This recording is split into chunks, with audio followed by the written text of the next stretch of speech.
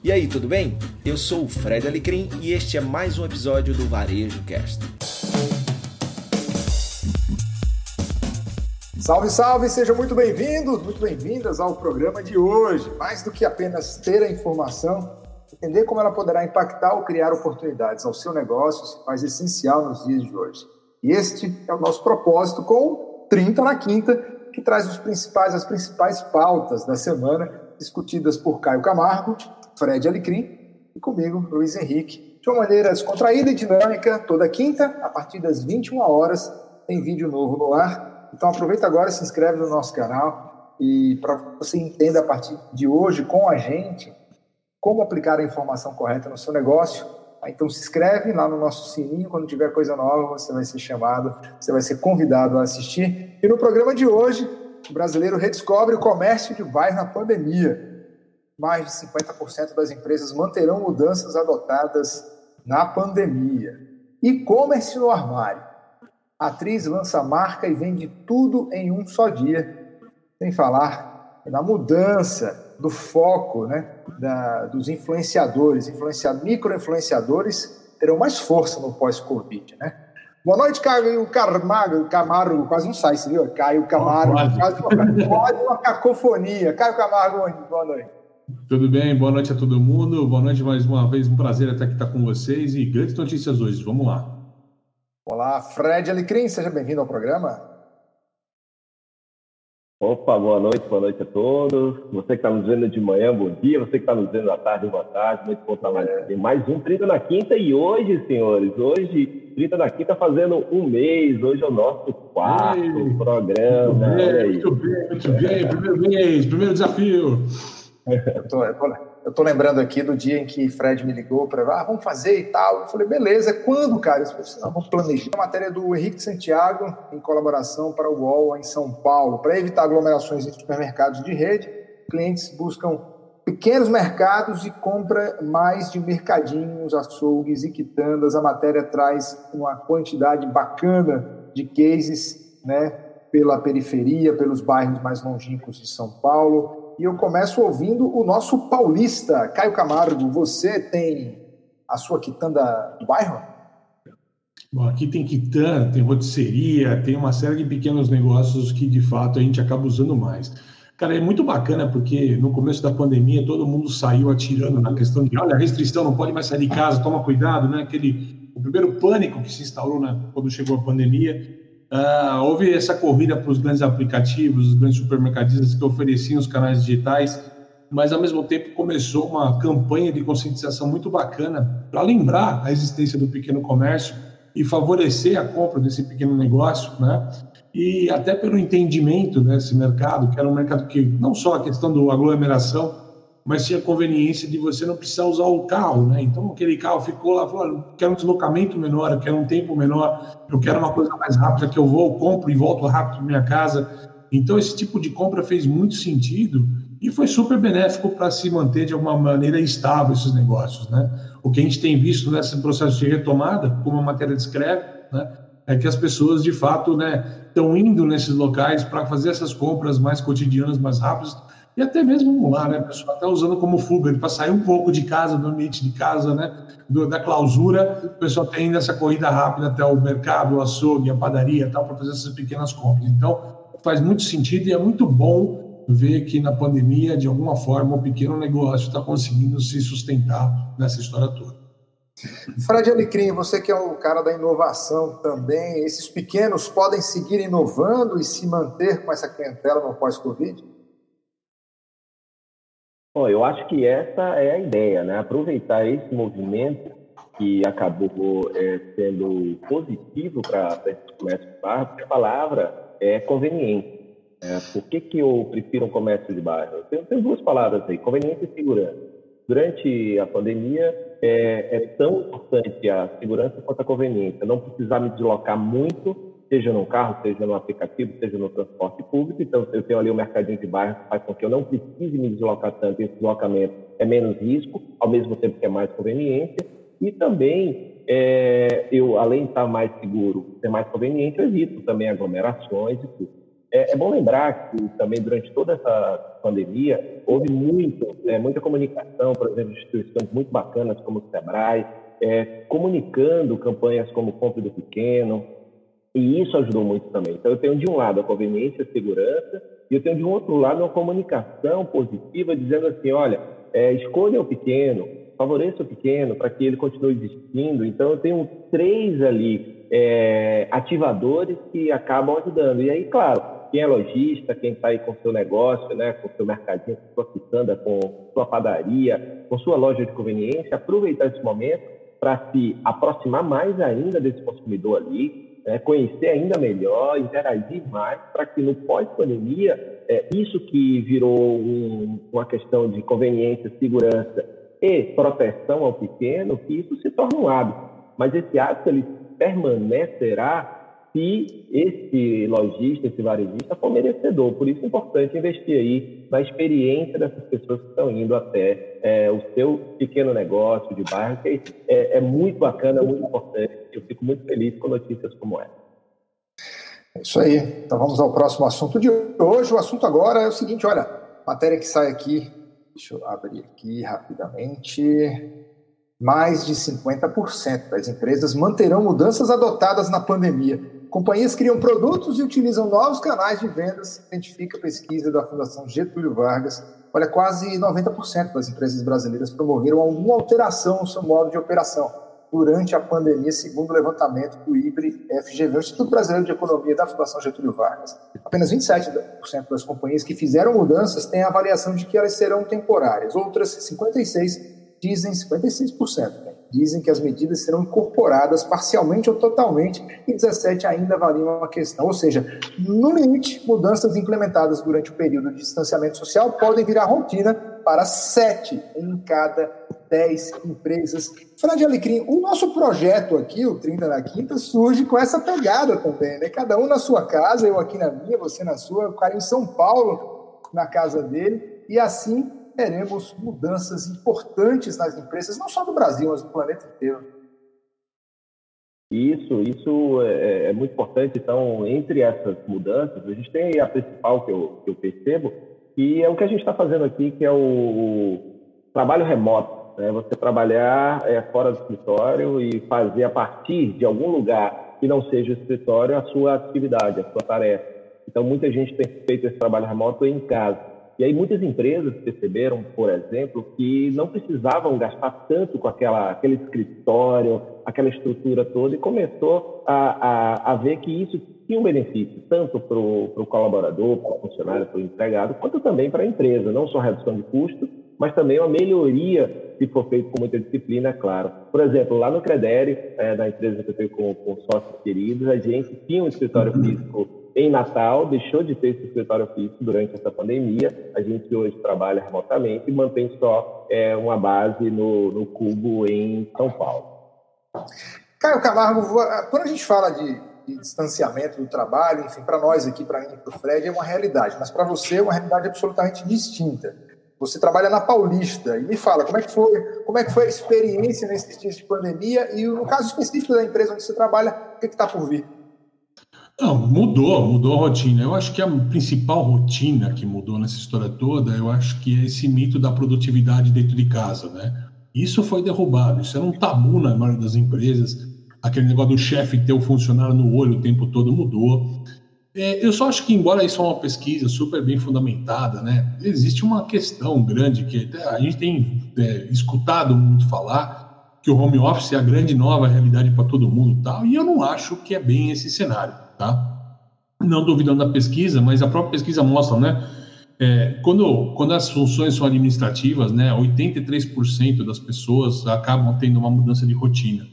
Mas nas questões operacionais das empresas, apenas 20% do quadro consegue ter alguma alteração nessa rotina tradicional para essa rotina mais remota, nessa história, né?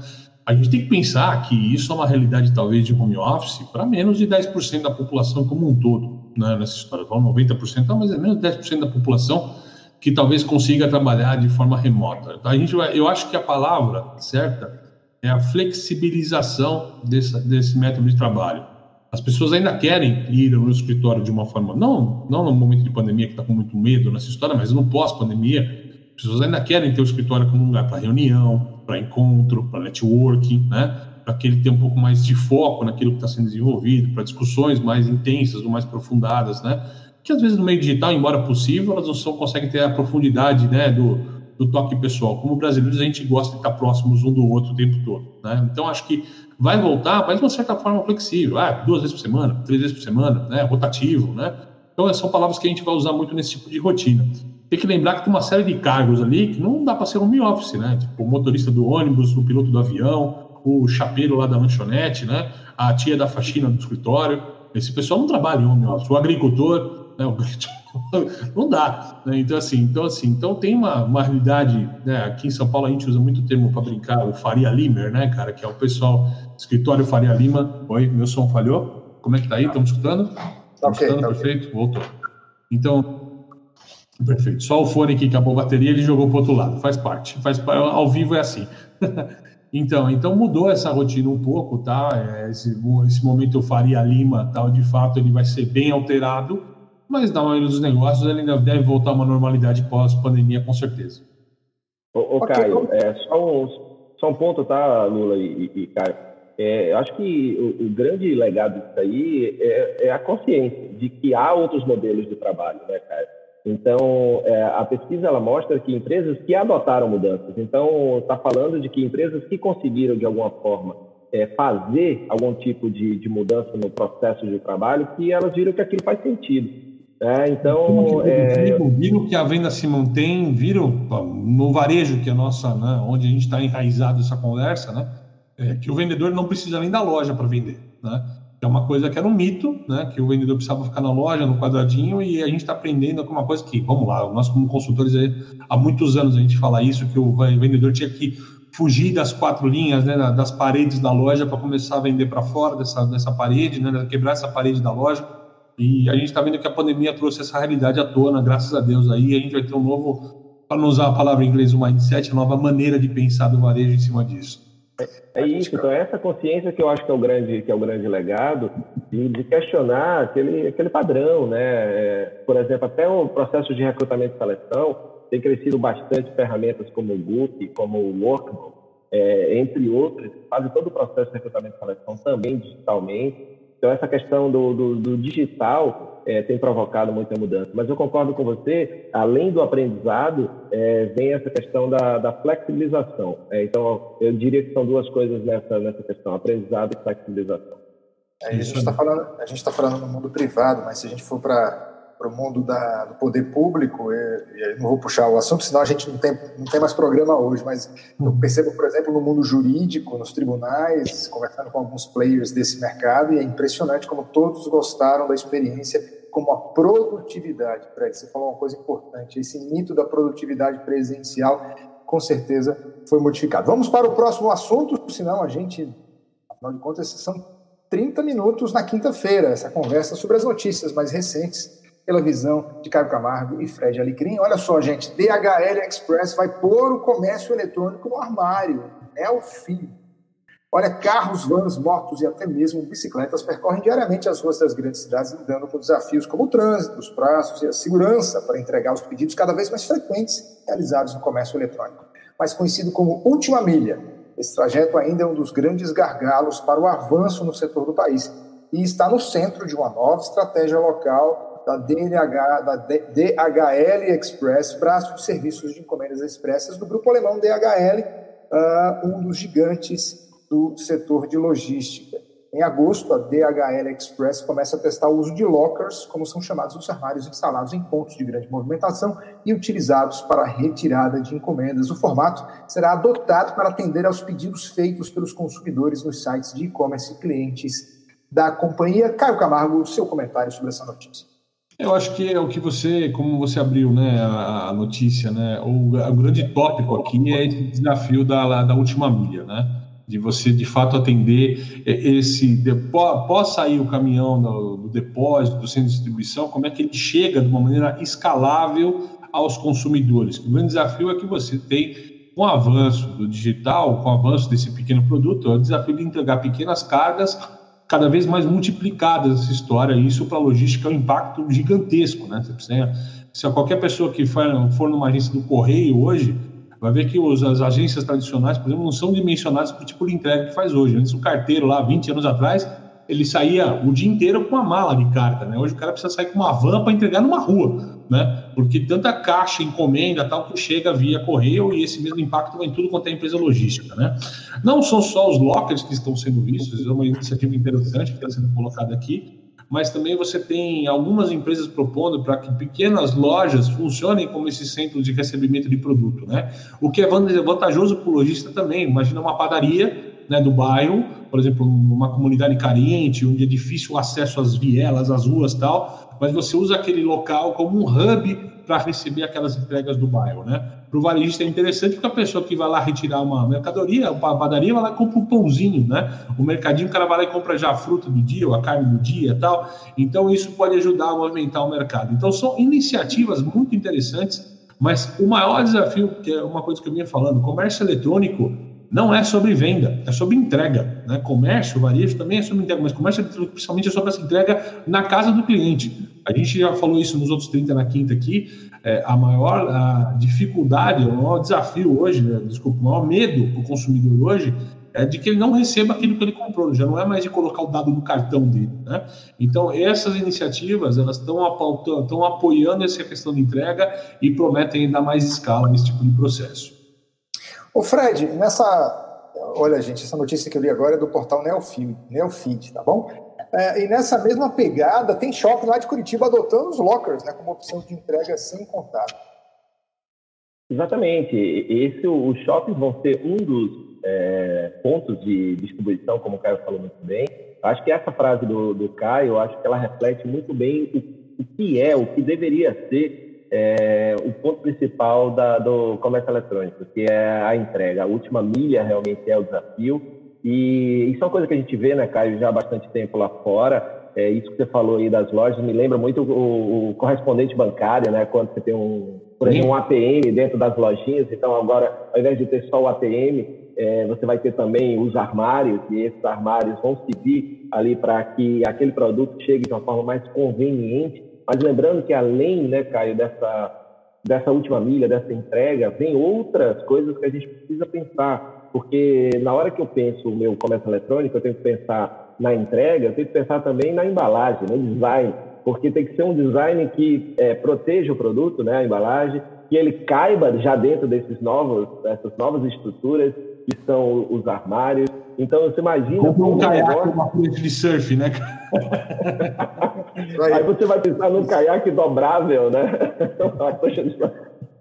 Então, você vê que como uma coisa leva a outra, né? Então, eu tenho que estar pensando na minha distribuição, logística. Poxa, eu vou vender, mas como é que esse produto vai chegar? Lá fora a gente vê muitos exemplos, e um dos pontos que o comércio eletrônico voltou a olhar para as lojas físicas, né? Por exemplo, nativos digitais como a Warby Parker, que é uma ótica lá fora, começou a abrir lojas muito mais para centro de distribuição, para que aquele produto chegue mais rápido e melhor para o cliente mais perto ali, ou seja, me torna mais atrativo porque o produto chega mais rápido, porque tem uma loja ali que ou eu vou lá buscar, né, porque o armário ele tem um elemento do comprar e retirar, né, então eu tenho esse ponto. O segundo ponto, pensar nessa embalagem. O terceiro ponto, para quem tem esse correspondente, né, a farmácia, o armarinho, seja lá o que for, até os mercadinhos de bairro, como a gente está falando agora, como é que eu aproveito esse fluxo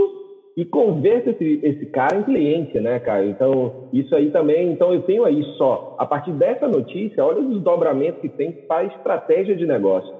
Embalagem, design, embalagem, logística, entrega e conversão de fluxo em clientes e fãs.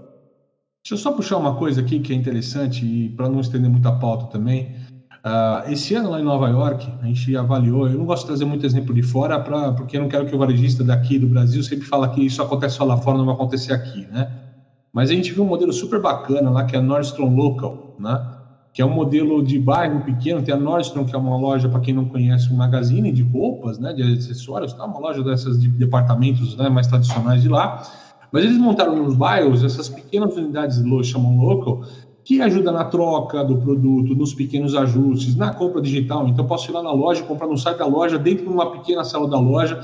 Mas o mais bacana que eu poder trazer é que, além de ser o hub de entrega desse last mile, ou seja, eu posso mandar um produto para entregar perto da sua casa na local, isso ser mais rápido, mais barato o frete, por exemplo, eles também funcionam como um hub para que o cara possa mandar os produtos de outras lojas que ele compra também para despachar via esse centro, né? Como o correspondente bancário Alecrim falou. Então, não é só a saída, mas também a entrada do produto de troca, ajuda nessa engenharia reversa. E aí vamos falar de impacto, que esse é o papo que eu queria trazer. Essa questão da Nordstrom Local, onde eles colocaram uma Nordstrom Local, na região, as vendas do e-commerce da marca subiram 30%. Então, assim, funciona estar próximo do cliente, funciona ajudar o cliente. É muito bacana aí com o resultado. E aí vai um ponto, né? Mais uma vez, a conveniência, né? A aproximação, o acesso. Poxa, eu vou comprar aonde? Eu vou comprar na Nordstrom, porque comprando na Nordstrom eu posso pegar aqui, eu não preciso ir até lá, e se eu precisar devolver, eu posso devolver aqui. E se eu precisar fazer um ajuste na roupa, eu posso fazer aqui, né? Que é no caso de alguns dos serviços que tem lá. É muito, muito bacana mesmo. 21 minutos e 26 segundos, mais precisamente, temos o Momento Merchan, mas antes do Momento Merchan, um assunto interessante. E olha, é puro e real, é mais ou menos assim a tradução. A New Era for Influencer Marketing, ou seja, uma nova era para os influenciadores de marketing. Olha, Fred trouxe essa notícia aqui no nosso debate, eu fiquei bem impressionado como mudou a percepção do público em relação aos grandes influenciadores e a sua relação com as marcas, né? Muita gente dizendo que não vê autenticidade, que não tem convencimento, e talvez o momento agora seja os micro-influenciadores. Fred Alecrim, você que trouxe essa notícia, bora bater um papo sobre ela. Isso, Luiz. O que me chamou a atenção nessa matéria foi exatamente o impacto nos influenciadores tradicionais que teve a pandemia. Então, o que a matéria traz do The Future Laboratory, né, o Laboratório do Futuro, é exatamente dados que mostram que houve uma mudança de comportamento em termos de consumo de conteúdo por parte das pessoas durante a pandemia, percebendo alguns influenciadores como não naturais, não autênticos, ou seja, que eles começaram a ter mais consciência de que o cara está sendo pago, mas ele não consome aquele produto, ele não acredita naquele produto, ele não é autêntico o suficiente.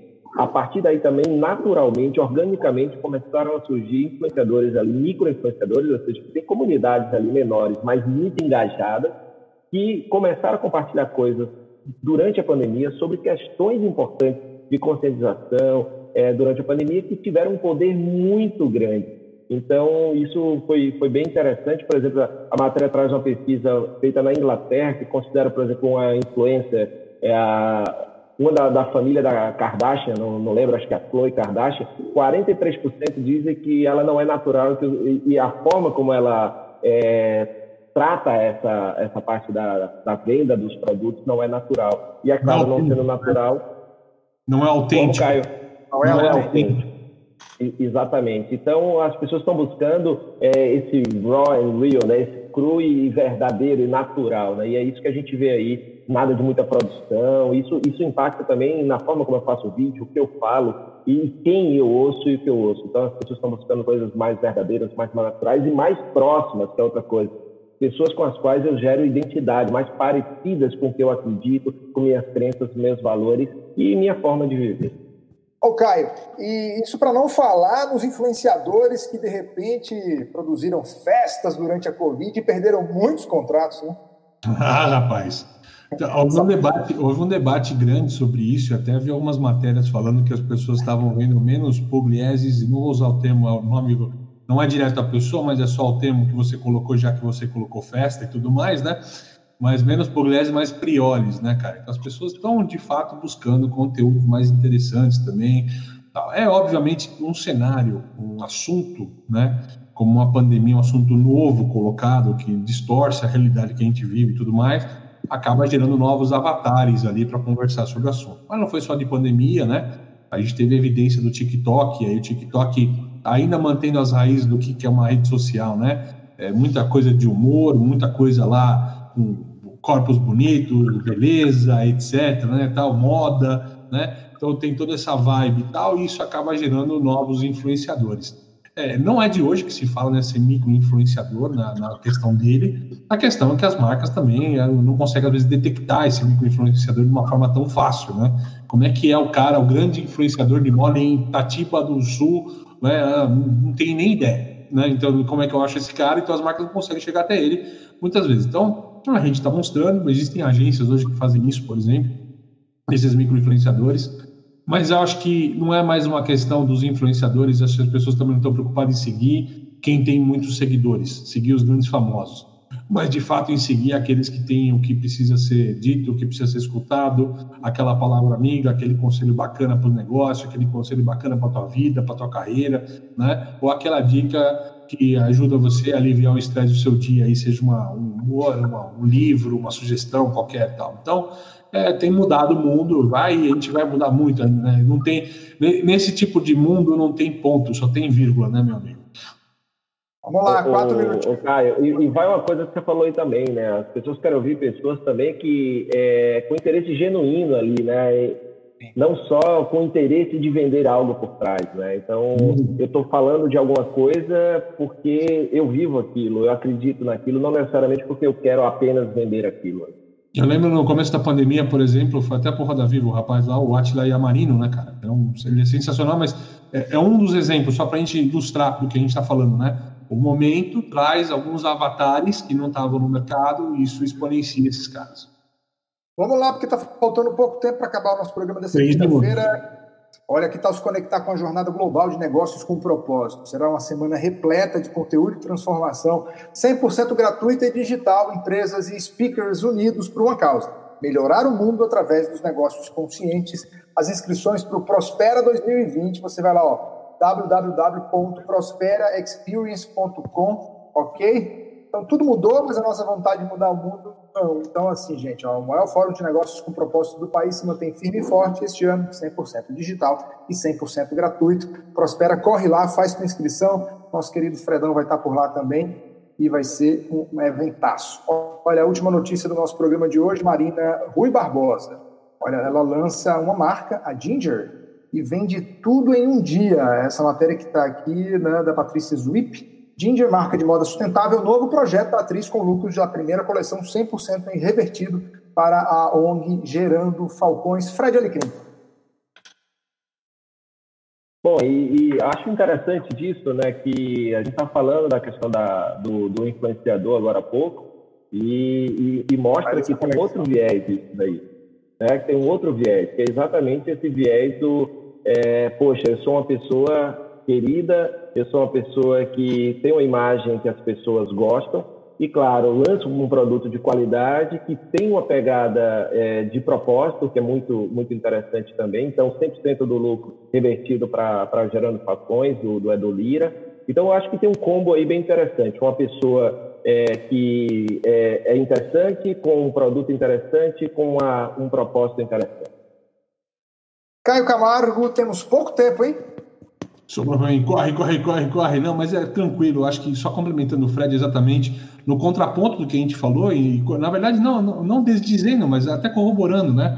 O fato é que ela está no mercado já existente, o que ajudou foi a questão do propósito, e ela usa o gatilho, né? Muito importante, da autoridade dela como uma referência em moda, ou seja, não é uma pessoa que surgiu na moda, é uma pessoa que ela é uma atriz, mas é uma pessoa que está sempre constantemente nesse mundo da moda, então ela é uma autoridade nisso, facilita a venda, ao passo que também tem o gatilho da oportunidade única, o gatilho do limitado, isso tem empoderado bastante, né? Teria bastante coisa para falar, mas como o pauta está curto, o tempo está comendo, vamos encerrar por aqui. A gente vai falar agora das nossas apostas aqui no nosso quadro de destaque. Eu fico com as privatizações, o governo parece que vai acelerar muitas privatizações até o final do ano. Fred Alecrim, a sua aposta ou o seu destaque? Bom, o meu destaque vai para a notícia aqui que os microempreendedores individuais e pequenas empresas vão poder obter empréstimo de até R$50 mil por intermédio de maquininhas. O Senado aprovou nesta quarta a MP 975. Né? Então, isso aí, mais acesso aí a crédito a quem precisa de uma maneira mais conveniente e com tecnologia. Semana que vem a gente vai falar sobre esse assunto, Caio Camargo. Cara, eu vou ainda na aposta acompanhando essa questão da reforma tributária, porque ora parece que isso vai melhorar o preço, ora parece que isso vai piorar alguns valores. Então, eu tenho acompanhado isso ainda como aposta, não como destaque, para a gente estar analisando e poder trazer essa pauta no futuro para o pessoal aqui. Esse foi o 30 na Quinta desta quinta-feira. Muito obrigado pela sua audiência. Se você gostou do programa, vai lá, pega nosso link agora, compartilha, se inscreve aqui no canal, ativa o nosso sininho para receber sempre as nossas atualizações. Na próxima quinta-feira tem mais notícia, tem mais assunto conversado por Caio Camargo e Fred Alecrim. Muito obrigado. Até a semana que vem. Até semana que vem. Ó. Clica aqui no sininho para receber, pessoal. Isso aí, vamos lá. Valeu. E compartilha aí para mais gente ter acesso ao conteúdo. Valeu. Valeu. Muito obrigado pela sua companhia em mais um episódio do Varejo Cast e até a próxima.